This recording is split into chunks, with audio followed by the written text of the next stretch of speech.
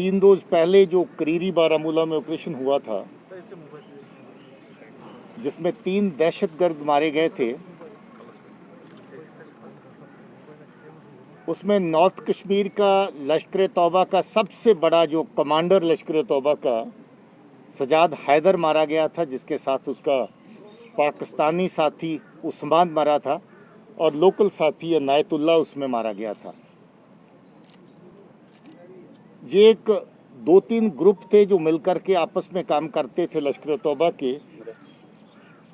सजाद का दूसरा साथी जो एक अलग ग्रुप लेकर के अलग अलग आतंकी कार्रवाइयों को इस पूरे नॉर्थ कश्मीर के अंदर चला रहा था,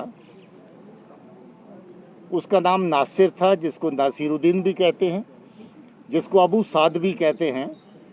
और मान लीजिए कि सजाद हैदर से दूसरे नंबर पे जो लश्कर तौबा की कमांड स्ट्रक्चर में जहाँ पर आता था, वो नासिर था, अबू साद था। और यूं ही 3 दिन पहले करीरी के ऑपरेशन में नॉर्थ कश्मीर की लश्कर की पूरी कमांड दी गई थी।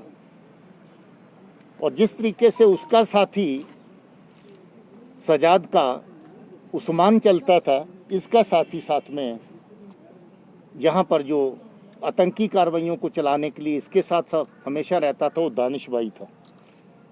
तो ये 2 मिलकर के अलग अलग तरह की आतंकी कार्रवाइयाँ। और आपको याद होगा जहाँ अप्रैल में, मई में इस तरह के अटैक हुए, वनगाम, हंदवारा में, सोपुर में सीआरपी के ऊपर 2 हमले हुए, जहाँ दोनों जगह पे सीआरपी के 3 जवान मारे गए। उसके बाद फिर एक हमला हुआ, उसमें सीआरपी का 1 जवान मारा गया।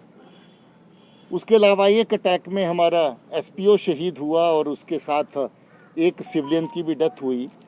और फिर सोपुर के बाज़ार के अंदर जो अटैक किया ग्रेनेड से, उसमें 20 के करीब सिविलियन जख्मी हुए। और मुझे अभी अभी बताया गया कि उससे पहले नासिर ने एक आर्मी के एक जवान की भी हत्या की थी इसी एरिया में। मुझे अभी कमांडेंट साहब, ब्रिगेडियर साहब ने बताया जब वो नया नया एक्टिव हुआ था। आपको याद होगा कि जब छोटी उम्र में ये नासिर आतंकी बना था, दहशतगर्द बना था, तो इसका बहुत चर्चा हुआ। पाकिस्तान गया, ट्रेनिंग हासिल करी और पिछले थोड़े अरसे के दौरान ही ये बहुत खूंखार आतंकी दहशतगर्द यहाँ पर बन के उभरा और एक के बाद एक अटैक इसने किया।